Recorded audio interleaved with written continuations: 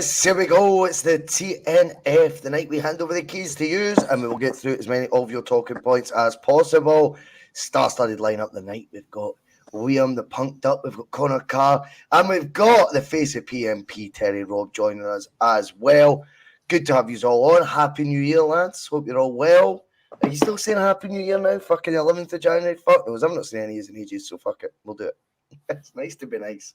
Right, all that good stuff, and we'll get stuck right in. Obviously, there's been a bit of transfer activity today. One in, one out. Is that going to be the way it goes? Are Celtic going to make another profit in another transfer window, despite needing, according to Brendan, 4 quality players? It'd be just like us to still come out of it with that balance sheet still looking a wee bit healthier than it was when we went in. Wouldn't surprise anyone. We'll be talking about all that and loads more.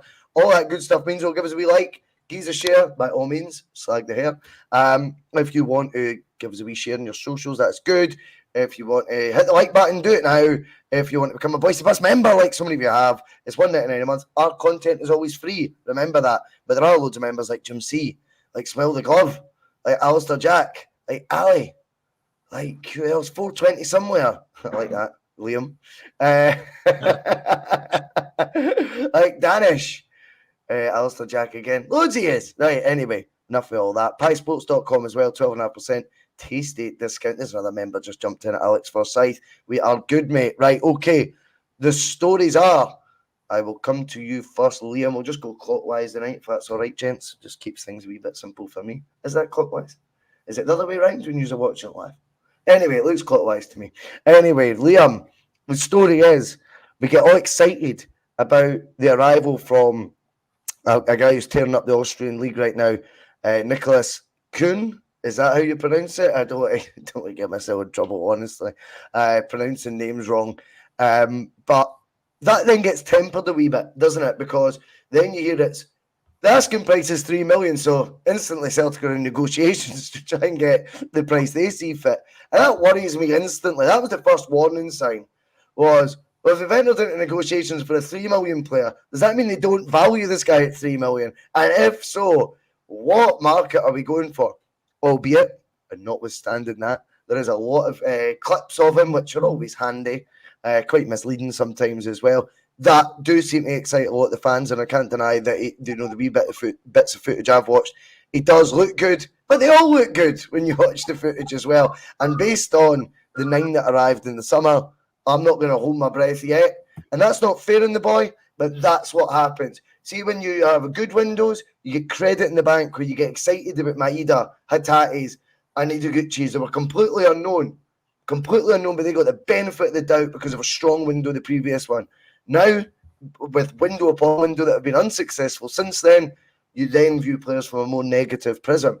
But to compound it, Liam, it looks like the reason Celtic are being this proactive in looking at Nicolas Kuhn is because Liel Abada could be leaving. We all know the political reasons behind that. We can explore that as well a wee bit, why the player might not be the best club for him right now, and why it might be rather than it, being a ticking time bomb, that sort of, for want of a better phrase. But you know what I mean, like that issue. You don't want that. Apologies for that. I didn't mean that. But you don't want that situation festering and becoming a bit of a sideshow and being uncomfortable for the young player. So you can understand that. But does it lead you to, is that why Celtic's one player they've been proactive with so far? We're on the 11th of January. Is that why, really? Because actually, one of your other first-team wingers is already heading out the door. We don't do anything easy, do we? I mean, I like, so as soon as we were linked to him, I went on, somebody posted up a highlight reel, and that highlight reel was about 10, 15 minutes long. And what I was looking at was like, okay, this boy's rapid. He knows how to get involved. He's no frightened to go in one-on-one with a keeper or a defender, like where, like everybody's, biting at you and all that. Like he doesn't mind getting involved and getting in the thick of things. He's got a half-decent shot on him. I thought he looked absolutely rapid. Looked like a great sign, and I said, okay, finally we're going to pull the trigger and we're going to get somebody. And then as soon as this news comes up that Abada's away, it's like, oh, okay, right, well, we're just replacing him. And as you said there, like $3 million. 3 million in this market. You look at the fees we're wanting for our players, right? And this guy looks every bit as cultured as Abada. I think he's about the same age, maybe even a wee bit older. So he's got loads of experience. Experience playing with, Rapid. I mean, that's a good side. Yeah, I don't know what we're playing at again. It seems to me that we're trying to come out of the window getting richer rather than getting stronger. And that seems to be a thing right now. But I don't know. It's a lot of speculation right now. You just have to wait and see what's going to happen. It's, I've seen what's happened before. I think the conversation we need to start happening is, see if it doesn't happen this window. If we don't do, then what do we do as a fan base do to react to that? How do we put pressure on the board that knowing like, wait a minute, this is another window where you're not looking at the positions we need to fill. Again, as well, I was surprised we were going after another winger, where we always seem to be addressing one position with about 3 players, throwing 3 players at one position. I've got more Liels in the club than I do left backs, but that doesn't seem to be a problem right now. So, whereas people saying Greg Taylor needs challenged and all that, I want to see another left back come in, like somebody that can play in that position. That's where I thought we need strengthens. I think we need strengthening for Joe Hart. I don't think Alistair Johnson's playing well right now, and and don't seem to put any hopes on Ralston. So I'm looking. I think we need to strengthen in the outside of the back four, no the inside, and I don't think we need a winger. If Abada leaves, I think I'd be disappointed. I think he's a good player, but if this is something outside of football and this is something where he doesn't feel comfortable either in Glasgow or whatever, that's fine. That's a player, that's his life, and that's his. He's got a completely different perspective on Israel than what I do, but you're not going to change, the makeup of this club and what we believe as supporters and all that, and what we believe as human beings and that. So. I don't know, I'm just disappointed today that it has to be a one in, one out sort of thing, that we can't just strengthen without having to compromise. And that's what we're doing again. We're fucking compromising, No, I totally hear you, mate. I totally hear you. One in, one out corner's interesting. I mean, I wouldn't have minded if this window finished with Celtic actually had more outgoings than incomings. If it was a lot of the quantity of much of a muchness, we sort of cut through that and let some go out, whether it be Lagabielko on loan Italy, things like this. That's okay, because that is then you're sort of trimming it and you're getting more of your core squad together, and you add more like real quality into that mix, and you've got a far stronger Celtic going into the second half of the season. But mate, as Liam says, it looks like it's not going to be, the sort of extra fat on the squad that's going to be getting trimmed here. This could lead to first team player like Abada going, which would be a kick in the balls, albeit I take Liam's point. I agree with him. I think it's one of those ones where there's not much you can do about situations like that are going on right now with Israel and Palestine, and it might make sense for an Israeli player in an environment that is so pro-Palestine, judging by the amount of flags that we see week in, week out at Celtic Park, for that to become a situation you don't want to fester. I get that. But it does dampen your spirits a wee bit as well, that whilst that might make sense, why can't we just go get the £3 million player then? I don't think there'll be any difficulty whatsoever for Celtic to find a suitor for Liel Abada, put it that way. In fact, I think they'll be able to do that a hell of a lot quicker than what they can get a £3 million player over the line. It kind of leads you to the question, like, what the fuck have they been doing the past few months? Like, you had the opportunity in the summer to go and sign players who the manager wanted. They didn't do it. The only one that's we've signed that's made any kind of impact is Palma, and only recently Bernardo started to take shape as a Celtic player, and that's kind of just came out of nowhere, because up until a few weeks ago, we were all thinking we'd be happy for him to go in January, in all honesty, because we didn't know how good he could be. So, and surely the managers had targets, areas that he wants. Well, he's already said it. He spoke about he's wanting at least 4 quality players in. So far, we've been linked with this German boy, Araujo, who looks like that's dead and buried, that's not happening. The Gibbs-Carton, the striker, that's not happening.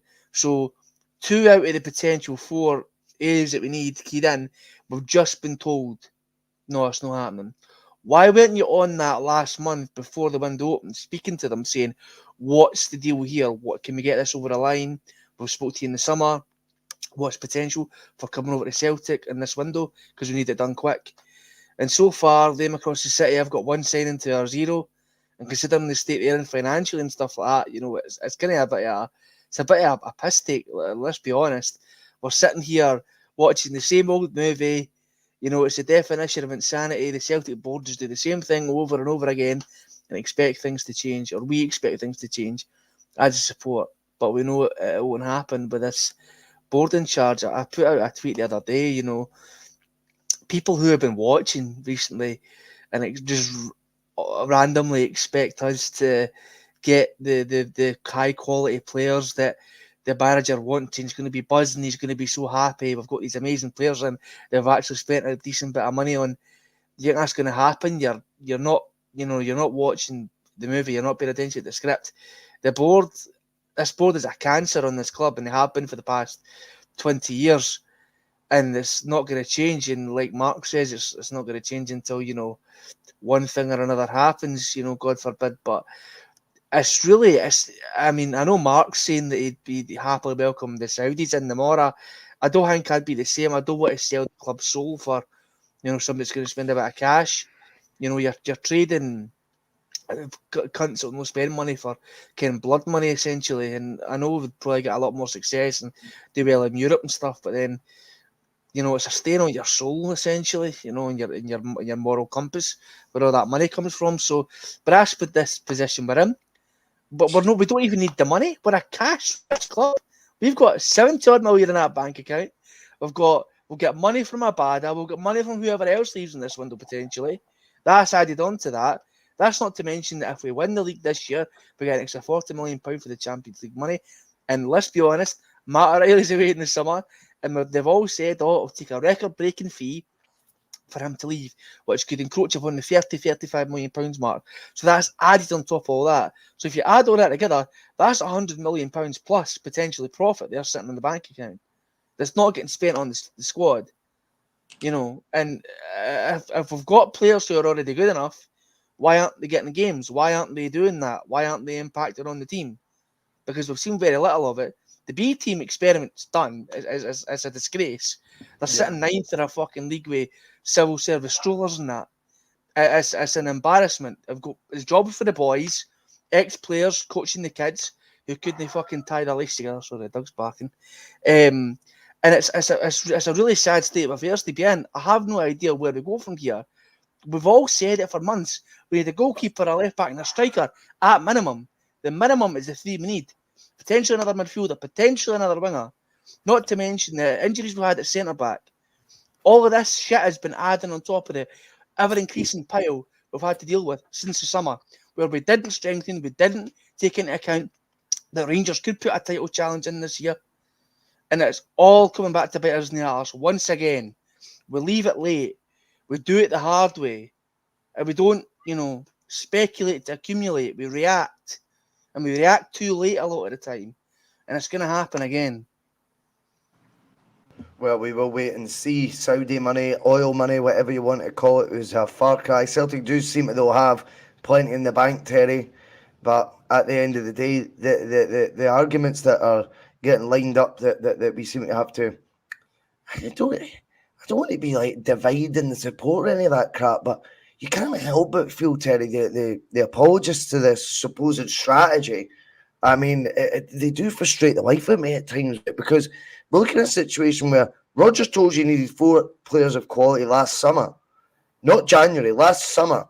He's now had months to then, when he didn't get them over the line in the summer, to identify who those individuals will be, or what list of 3 or 4 options there would be. And he can do that with, remember, his much improved recruitment team that he was singing the praises of when he first arrived back at the club.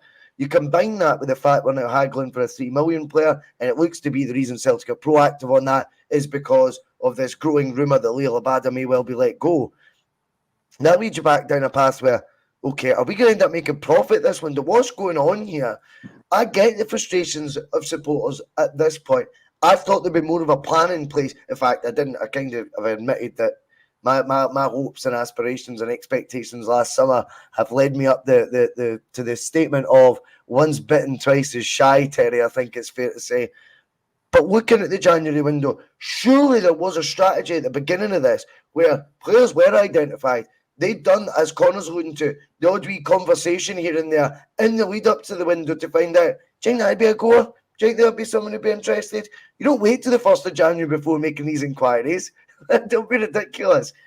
Why is everything so painfully slow at Celtic, window after window? Well, see, let me know if I cut out because I'm getting a wee bit of a signal issue. So no, you're perfectly clear, man, mate. I can go through a lead in if I need to. And secondly, thanks for having us on tonight. The old winter shutdown was just getting to me. It was nice to get on for a wee pint and a chat. The only bit that surprises me is that you guys are surprised with how this window's gone. Well, I don't know what people were expecting. Well, I do know what people were expecting, but I don't know why they were expecting it. Do you remember we talked a couple of weeks ago about how the narrative after the 2 defeats was, let's limp through to January. If we can get through to January and we're still there or thereabouts, we'll be all right. And my question was, what are you expecting to happen in January? It was almost once you get to New Year's Day, there's going to be 4 quality players, first team ready, just arriving on the 1st or 2nd of January and everything was going to be okay. It's never going to happen. Never going to happen. I don't, I think if we wanted to, if we were on the ball and if we had a strategy in place where we had reviewed the window from the summer, we knew what the shortcomings were, we knew what the manager wanted, we'd 4 months to plan for it, we put the feelers out, deals could have been done. Deals could have been done before now. And we talk about it's a difficult window to do business. There only are 2 windows. This is one of them, and the other one is in the summer. Thank you. There's only 2 of them, and we have difficulty with both of them. And if you go into a shop and you don't want to spend money, you will always have difficulty making purchases. Yes, you know what I mean? Mate. Very good. Deals can be done in January. Deals have been getting done since the very first day.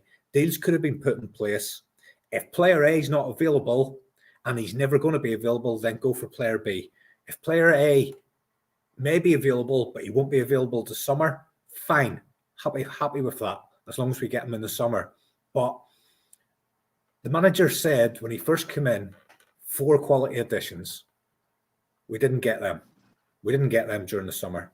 There's an argument. You can maybe make an argument for 1, possibly. But he's now reiterated that same thing. And to date, we haven't done anything. There's been a bit of movement today. So I've been busy at work. I've just been having a wee quick look on the internet and listen to what you guys are saying. So it sounds like Stephen McGowan's reporting that a deal for the winger is close. But then the Abada thing seems to have emerged as well. And that's an unfortunate one because I'm a massive fan of Abada, and I honestly thought he would be somebody that would make us an awful lot of money. I don't know, is there any fees being mentioned for Abada? No, I think the last rumour was a loan.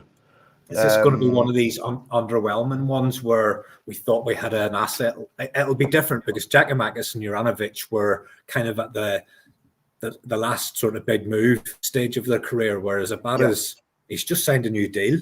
Yeah, he's got one of these 5-year deals that everybody seems to get, and he's young and he is he's very, very well regarded. So the fact that there's a bit of a sideshow, and I get that, I'm sympathetic to it. It's unfortunate.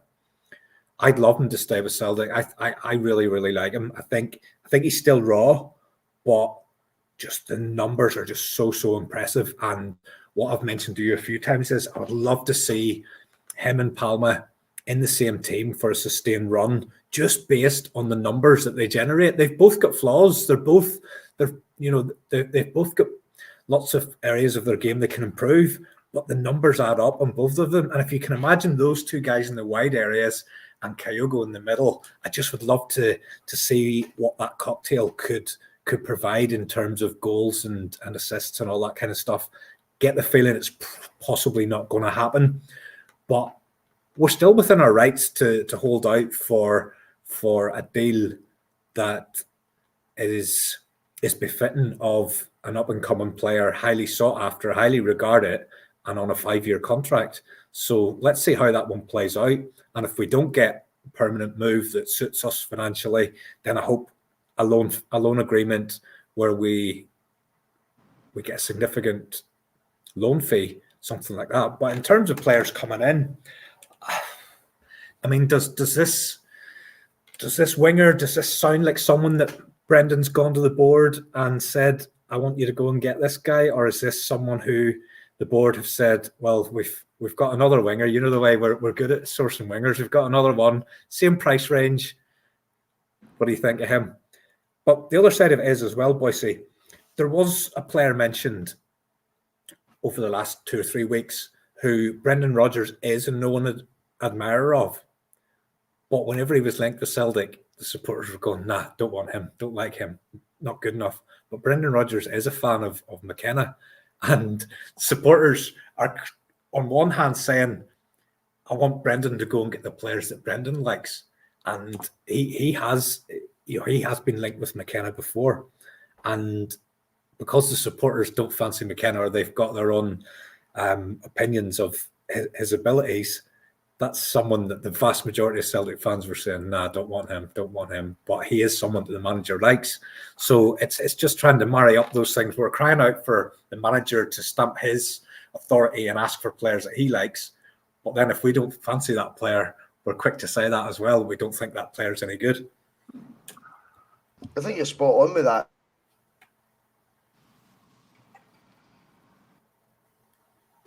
Oh, he's gone. You're there. Russell. Nah, he's gone. I'm back. Microphone should be. I just disconnected the mic. For some reason, you've got to fanny about. Can you hear me now? Okay, yeah. Aye. Yeah. I think it's a great point you make there, Terry. We do want at the end of the day see the manager get players that he wants, so he can put his own stamp on the team.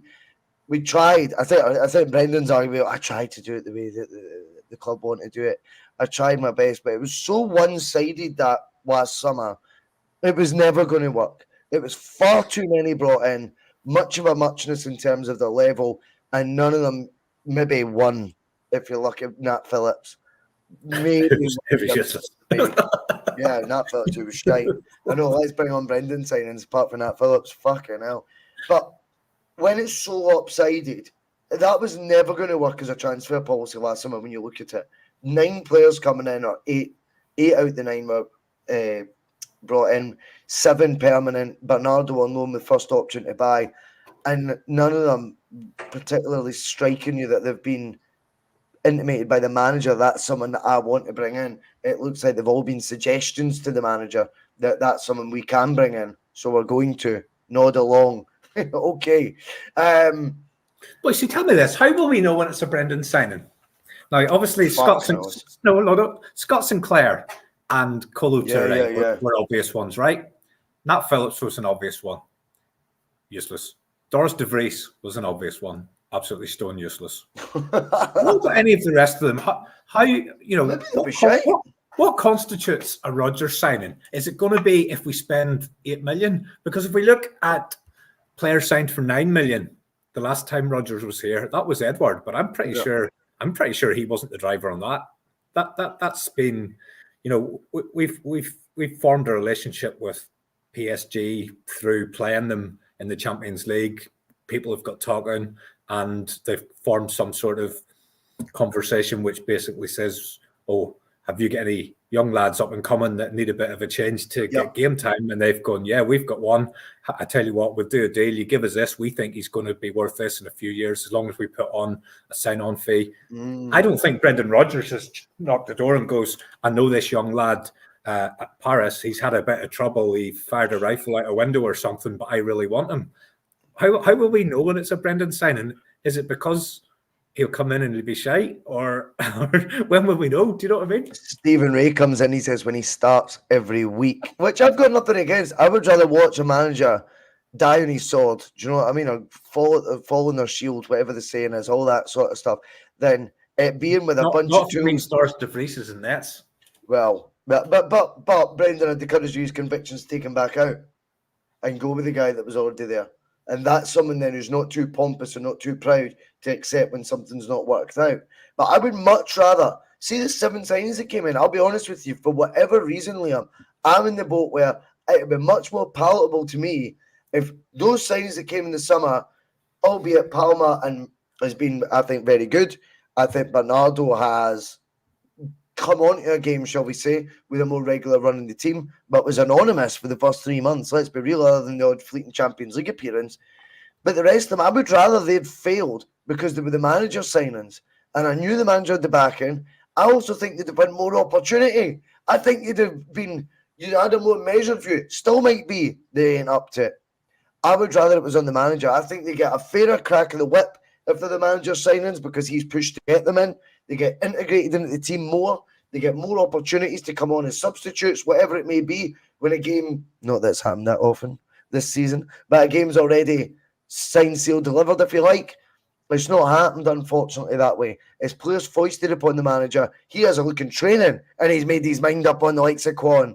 He had a look at a pre-season friendly and went, see you later, mate. He knew about the reputation of the likes of home. Top 50, we were told, youth players in the world. He's watched him in training, and he ain't up to it. He knows there was 4 million spent on Rocky, albeit I liked what I've seen off him in the last few games. But it took 3 months for him to get back in the team. He was only injured for about 7 weeks of that. So the manager's going to be more cutthroat when they're not his players either. And that's maybe not fair on the players themselves, a waste of money, and leads to a bloated squad. So I would much rather it was on the manager's head, wouldn't you? Aye, I mean, the thing is, it's a bit trust and confidence right now. I've sort of fell out of. I'm not as confident in Rodgers being the guy right now than what I thought he was when we were getting. He's underwhelmed. As he came in, you got to say it, just as much as the players have been underwhelming. So is Rodgers as well. The persistence of Mark Phillips, the persistence of good trainers versus guys that can actually show up on the points, on the pitch. You don't get points for good training.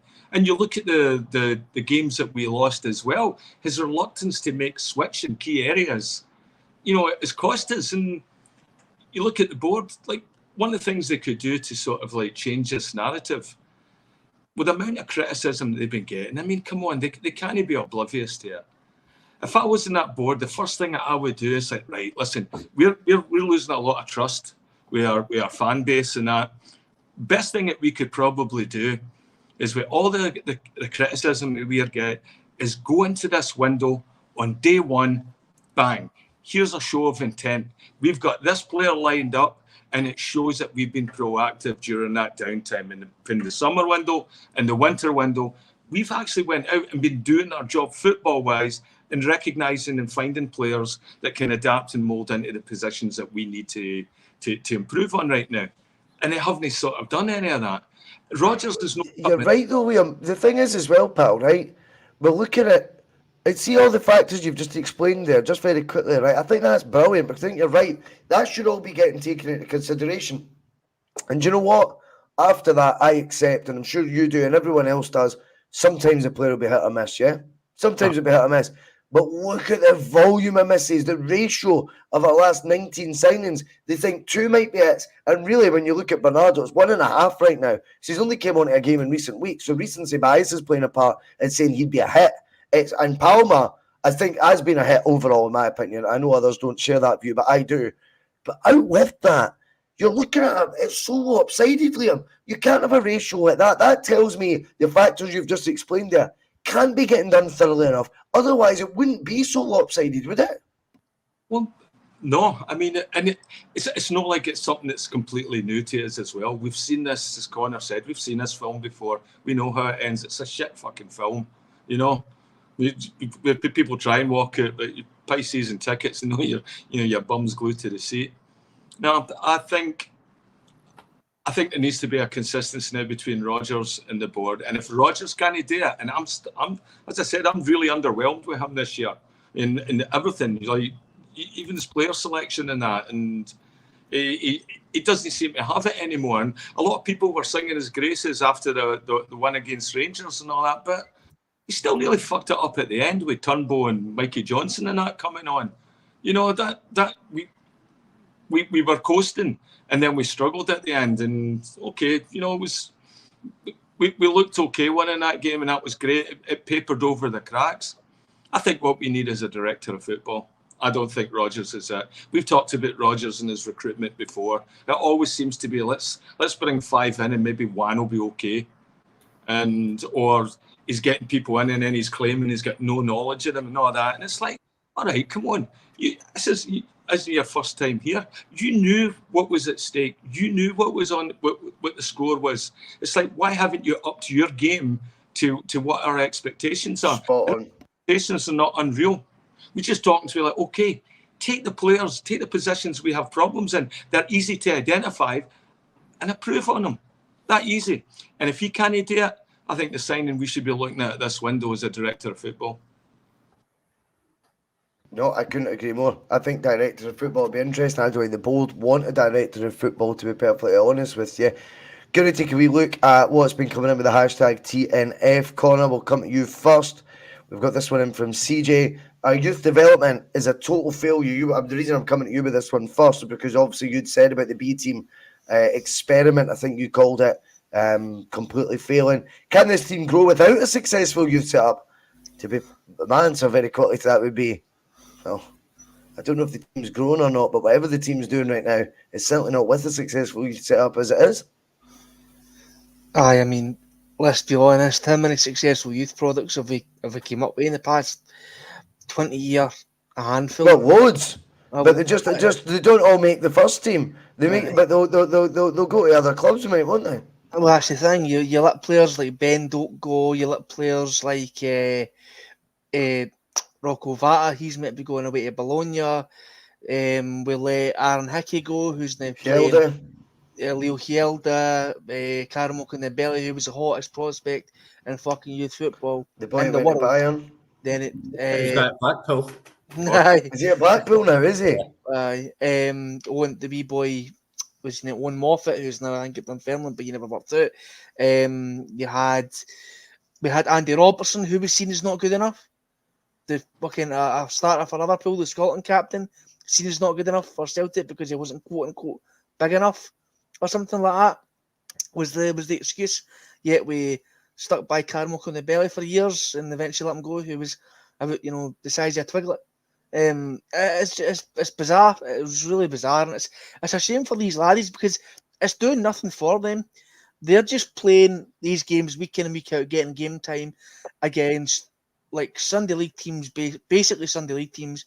The Highland League, the Lowland League, and they're getting beat.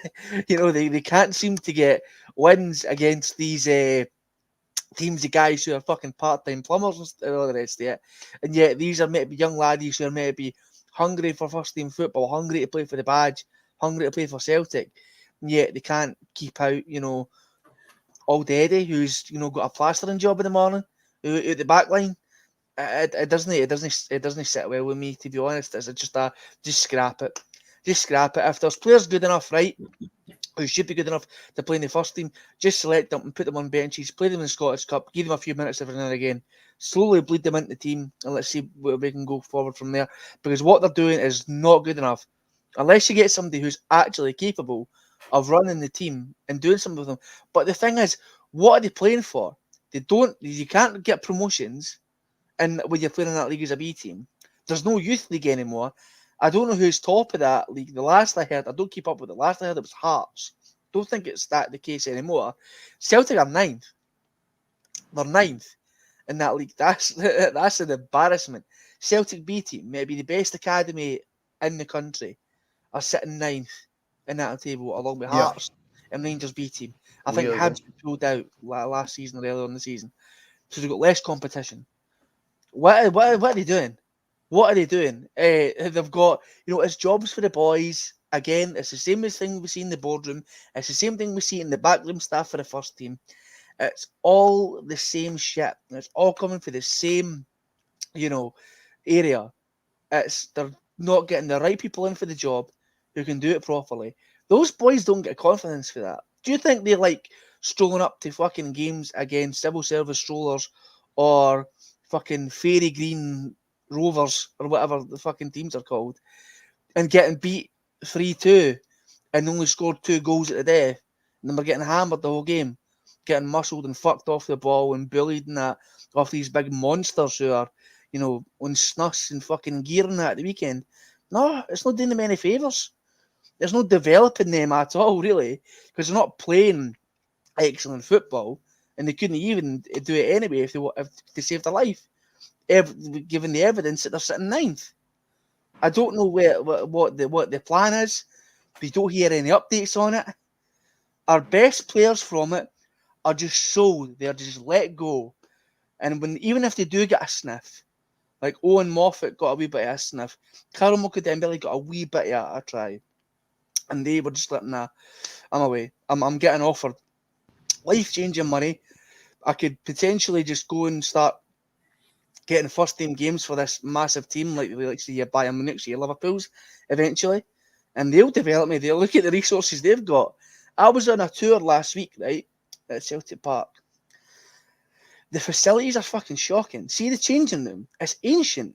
It's fucking ancient. It looks like it's a local swimming baths. It's horrible. And that's for the first team. The facilities look fucking terrible. Now, it's not really related, but all I'm saying is there's no investment going into the backroom facilities, possibly the equipment, into these young boys' development. What is the plan? What are they doing? We don't see it. We're not told anything about it. Whenever the manager gets asked about, are you going to play any fringe players, blah blah blah, they don't want to talk about it. They're never on the bench. They're never involved in anything. And even if they are involved, it then means that they can't play in that lowland league to keep up their game time, keep up their fitness, whatever. And they can't play in there because the rules, for a reason, are fucking bizarre. So it's really sad. It's quite. I actually feel very, very sorry for the young lads, because we all know guys who have been involved in football in some capacity, whether they played or whether they were coaches, and you hear others, oh, I could have played for Celtic, I could have, but this happened or this happened. It's like there's hundreds of people out there, right, who could maybe 10, 20 years, 30 years ago potentially been a very, very good football player, right, for Celtic. And there's so many stories about, oh, they just cut me loose because I wasn't cutting the mustard, or they just let me go and I never knew why, or it wasn't working out and I got an injury, or this reason, that reason. And we're just so far off the mark in terms of where we should be as a club at our size for the development. You see players for B teams, for like your Man Cities, your Liverpools, your Bayerns, your Dortmunds, and they would fucking rip us a new arsehole, our first team. Seriously, they would. Because they're developed that well, they're coached that well, they've got the right kind of facilities, the right kind of people, the right kind of squad teachers to teach them what they're doing. We don't have any of that. We are so far behind. I often describe America as a country that's a third world country, but we're in a Gucci belt.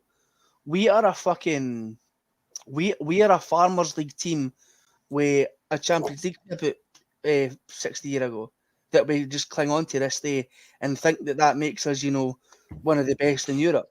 But we're so far off that now. We're so far off the pale in terms of where we should be as a football club. And we know where it all stems from. We know where it all comes from. It's for up there. It's for up in the boardroom. It's for the bastards who don't invest. And it's the same thing over and over again, like I'm saying. And see everything I've just said there, right, about the investment. That's a lot, mate, for me to try and take in, but carry on. Sorry. But everything I've just said there about the investment, the coaches, the equipment, the facilities, that could be said about any area in this club right now, seriously. And people are the happy clappers. We're still top of the league. We're still much better than Rangers, blah, blah, blah, blah, blah.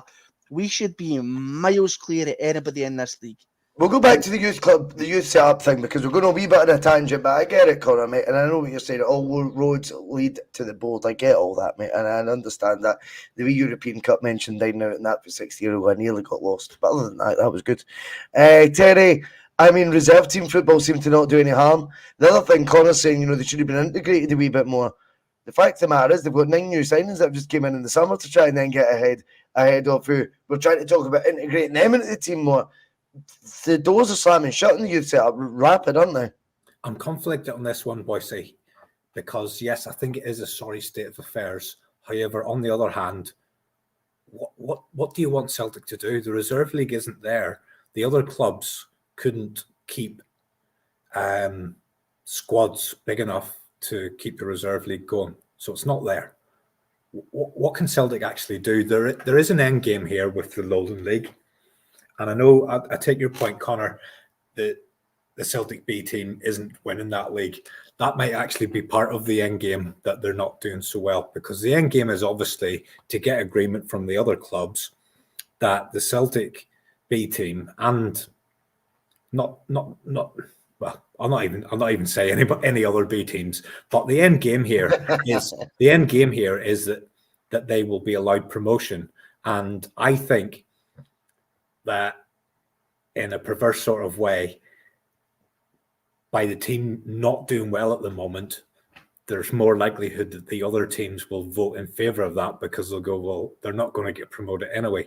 But the end game here is for these teams to be able to get promoted right through to the Championship. The same as happens in Spain with the Barca and Real Madrid teams. That's the end game here. We're just in this very early transition period where we're having to go through all the red tape to enable this to happen.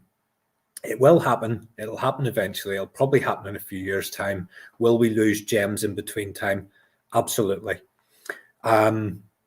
Some of the names that you reeled off there. So there's always going to be players that clubs release, and this isn't just Celtic.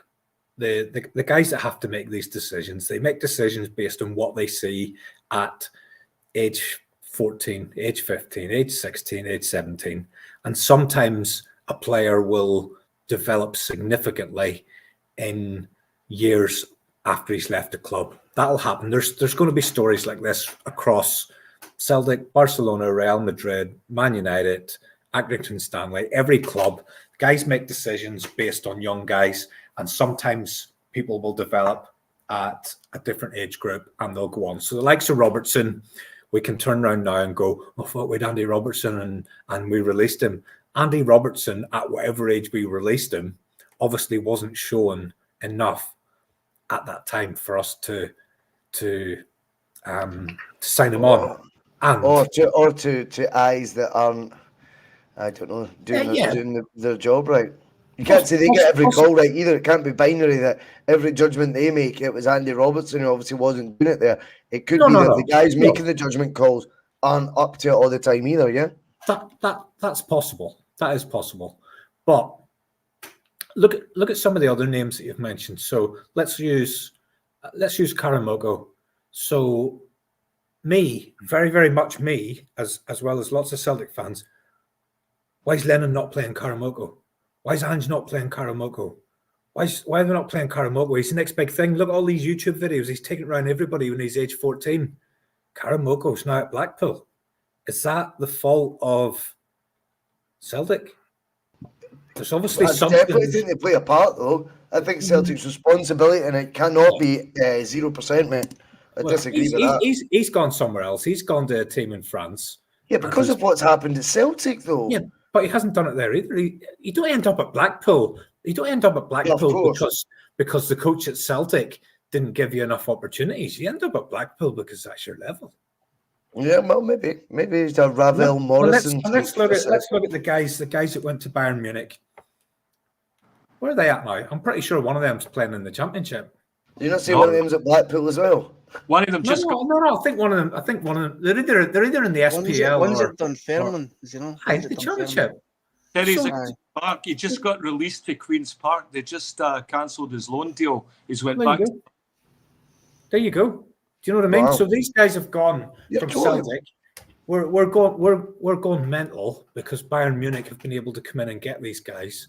And as Liam just says, they've been on loan to somewhere else in Scotland, and it's just been cancelled. So not all of these kids are are at the level, and they're all developing at different times. But I do totally take the point. But I mean, Celtic's hands are tied. What do? We can't create our own league. The only other question I wanted to ask, and I'm a little bit ignorant about this, and it's just kind of by the by. But whenever we play in the Champions League, doesn't our youth team play in the same group with the same teams? Is that made up of just the B team? Does the B team get to play those matches, or what way does that work? It's a genuine question. I don't know. So if we draw a group with Barcelona, Paris Saint-Germain, and Monaco, then our youth team gets to play in a group with the youth teams of those same teams. But what I don't know is that a different squad to the team that's playing in the Lowland League, or is that the same squad? I don't know. I don't know if you guys know. I would imagine they would have a European squad that they would list, but I really haven't. No, I know it's only 6 matches, but it is 6 matches against the cream of Europe. So yeah, we definitely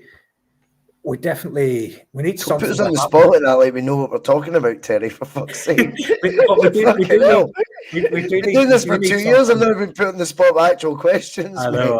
You'll fucking call a bluff. We do need something to happen though. But I don't think all of this is completely Celtic's fault. I think the failings of the other teams, not the failings, but just finances in the game. The other teams are all struggling financially, and youth teams and reserve teams and things like that have suffered as a result, and it's had an impact on Celtic. I don't know, could they be doing more in terms of trying to get young players involved in, I don't know, what do you do, bounce games against teams from England and teams from the continent? I don't know what the answer is, I really don't. But it is a shame. It is a shame when you do see young guys seemingly having no pathway. I suppose Doak's the big one, and we obviously had that. We had that scenario where Ange was probably told play him for a couple of games to try and get him to sign here. Yeah, because he just came out of nowhere, didn't he? In the first team, yeah, it was absolutely out of nowhere. Terry, we're going to move on for the youth team. So there's a few questions to get through. Liam, I'll come to you, mate. I know you've been waiting a wee while there, so thank you for your patience. What's the tipple today in the sunshine? Bulgarian rakia from my neighbour's farm. Oh, fantastic. You in Bulgaria now? No, my sister-in-law was here for Christmas. Oh, cool. Oh, brilliant, mate. Fantastic. Brilliant. Tell the truth now. You weren't going to have a drink until I come on. What's that? You weren't going to have a drink until I come on. I know. I know, you're making me jealous. I'm like that dry January, man. What's all that about? Albeit I only started on the 7th. And you're only going to the 15th. No, I'll make it. I'll see it to the end, mate. Right, Liam. Gary Brown comes in. If Celtic have all this money and they're not spending it on players, what do you think the plan is for the money? It can't grow for it. I mean, it really would be the tail wagging the dog if you were at a situation where we just like seeing the balance sheet go up. The whole point of the money to be there is to benefit the football operation. I try and explain this all the time. There's many ways to impact on the football operation, whether that be upgrading training facilities, upgrading in the playing staff, the managing, the coaching staff, etc., etc. What is the plan for all this money if they just keep stockpiling it the way they are? Honestly, no idea. It's no on players, and so I really don't have an answer for that. I mean, you'd think you would have some sort of development process. You know, we seem to put a lot of money. Monty said earlier, we're putting a lot of money into the women's game. You know, we've got this youth set up. The training facilities, as Connor says, they're not up to scratch. Spend money on that. I don't know. I think it's like you usually see it like when a company's got a really healthy bank balance. That's when they're trying to show they're ready to be bought or taken over. You know, and if I was looking as an investor, Celtic would be a really good team for me to invest in. You know, the fact that they have such a healthy bank balance. You know, profitable. It's no serving us, and I don't know. I just think there's going to be a backlash to that soon, and it almost seems like there's a phobia. There's a phobia about spending, and we seem to be relying on this fear-based approach that, oh no, like we got to keep that money. You know, my mum and dad grew up very, very poor in the East End of Glasgow. And, you know, for them, they always had a different relationship to money. They had, because money was scarce. It's never going to be there. And so you have to hold on to them. Now, I know Peter Liel didn't grow up poor in the East End of Glasgow. But they seem to have that approach that, oh, we need to keep this money for a rainy day. Well, fucking rains in Glasgow all the time. It's always going to be a rainy day. So build a better canopy, buy umbrellas, do whatever you have to do to send that money. Because we're not using it effectively. For a club with our resources, we are piss poor when it comes to spending money and, you know, like, you know, spend to accumulate, you know, just to sort of be better, just to sort of reinvent ourselves at times as well, where we don't have any of that sort of creativity, because I said before, we're governed by guys that are just like, you know, very binary. They're ones and O's. They're all fucking accountants, and they look at that bank balance and they look at that and they're patting themselves in the back, putting that club tie on with all the pride in the world because they're doing a great job. And you know what? I've never bought a club tie in my life. I buy football jerseys. You know, nobody's buying club ties in a grey suit too, so I can, you know, share their bank balance and their success, because the success belongs in the park. And I don't know what we're spending. We're not spending it. We're just keeping it there, unless we're trying to get sold, unless they know that there's a calamity, another COVID happening. But even if that, nobody cares. You get through it. You adapt. You know, we all do. Everybody has, you know, through COVID and all that, we all had to stretch to make ends meet and all that. And, you know, having all this just sitting there, that's not helping anybody, because I can just disappear as well somehow, you know, and it'll not be our fault. We don't make the Champions League 2 years in a row. Oh, God, we had all that money saved. No, the reason we didn't make the Champions League, is because we didn't spend any of that money. And what we need is a bit of courage. Right now, we've got 3 cowardly lions in there. You know, we need to just get somebody on in there that's a director of football, or somebody that could run this club properly, with a vision, you know, a vision of where you're going to take us to. Right now, I don't think they can believe their luck. Look what we're sitting on. We've done all this despite us being crap at our jobs and all that. But, you know, I'm sure they had great Christmas parties and, you know, all that sort of stuff, packed themselves in the back. We're doing great. This window's just going to show a lot. We've always said on this podcast, keep your eye on the board. And right now, we're looking at them. They're under scrutiny and they're not performing. So what are we going to do about them? You know, what we're going to how do you get rid of someone that does not have your best interests when they essentially work for us? You know, and that's the problem. They don't think they do. They think they're above us. And yeah.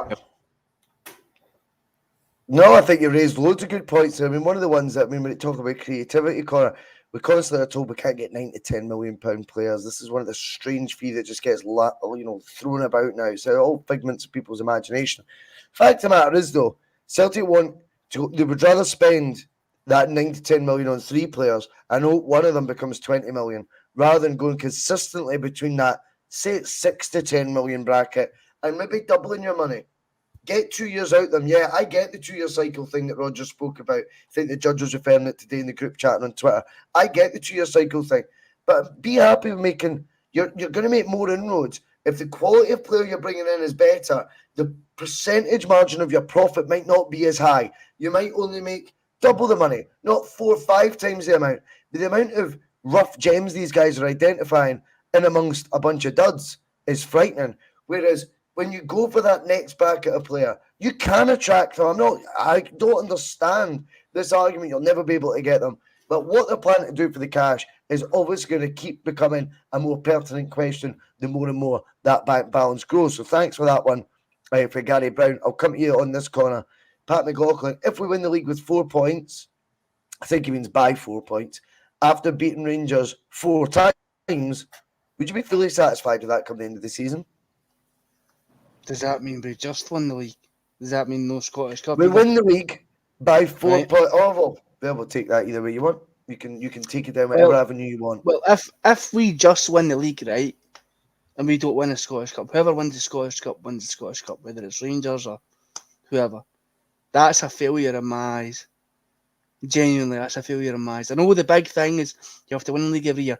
That's fine. That's because it's the bare fucking minimum. Rodgers, who came in and won treble after treble, comes in for his second spell around, arguably a better manager with more experience, has fucked up the first time around that won the League Cup. And if we do win the league and then we fuck up in the Scottish Cup again, that does not look good. That is a failure to me. We need to do at least a double. And I know people were saying this when Rodgers was first announced. I can't remember the guy in the radio that said it. It was like, if Rodgers doesn't do at least a double, it's a failure. I honestly, I'm agreeing with him now because I keep looking at this league and I'm like, what are we up against? And the fact is, they've took points off us this season. The absolute fucking shit in this league has took points off us this season.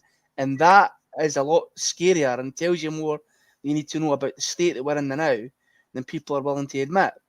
Just because we fucking beat the Huns and they're shite and we've got, one over in them, we've got them exactly where we want them by the time we play them, does not mean that we're suddenly just miles ahead and, we're in this safe space where we can't be touched and things can't just collapse all of a sudden. I mean, look at the 10 in a row season.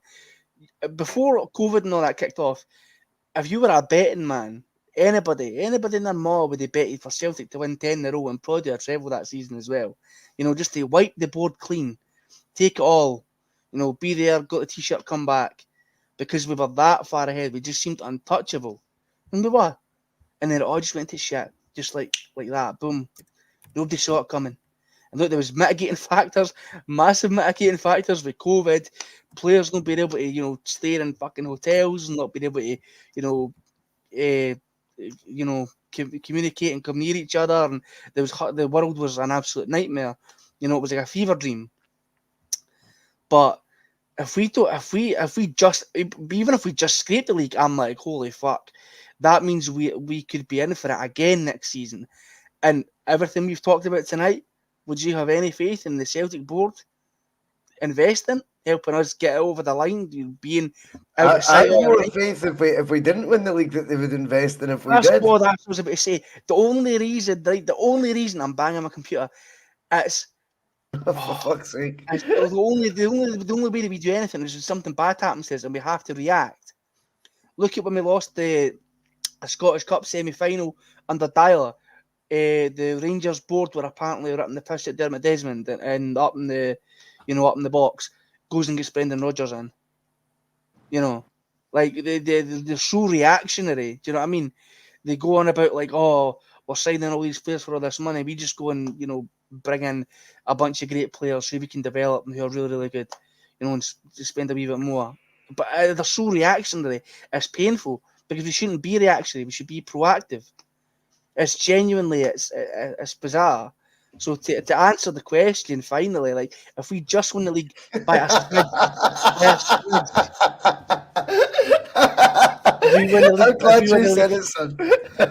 if we win the league by a smidge, nah, I'm not happy with that. And that assuming that's even with a Scottish Cup, that's that's not great for me.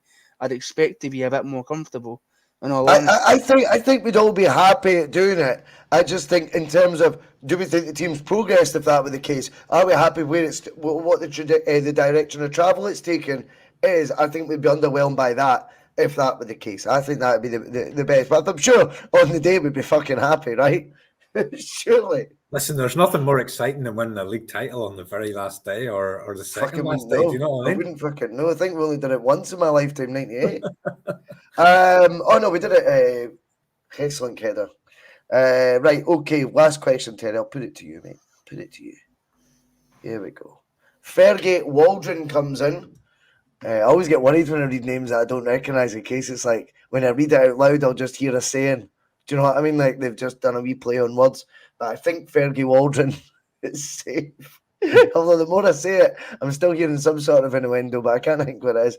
T.N.F, he says, has Rodgers struggled because it's the first time he's been out on his own without Chris Davies? Was he the brains behind Rodgers? I don't know. I don't know how much I would read into that. We heard about how Mickey Beale was the brains behind Steven Gerrard, and when Mickey Beale got his own gig, we've seen how that turned out. I think it's easy to make these kind of statements, and don't get me wrong, I think there'll be number twos who are really, really good at what they do, and maybe the manager is the figurehead, but the number two really is the person who's making everything tick in the background. But if Rodgers and Chris Davies were really, really close and interdependent on each other, that would still have happened. When Brendan coming back, he would have brought him with him. Chris Davies is a number two.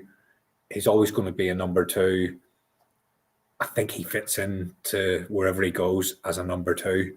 But I genuinely think if Brendan felt Chris Davies was the main reason behind any success that he's had in football, then I'm pretty sure he would have made that happen. Yeah, I agree. He's brought in this guy that he's worked with before from Leicester, which I think that's a good sign, because that's something. It's a Rodgers signing. It's a Rodgers signing.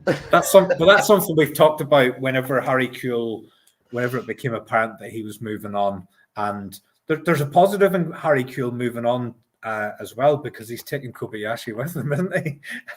Is he? Yeah, he's taking Kobayashi with him. Kobayashi's going to Harry Kewell, as far as I know.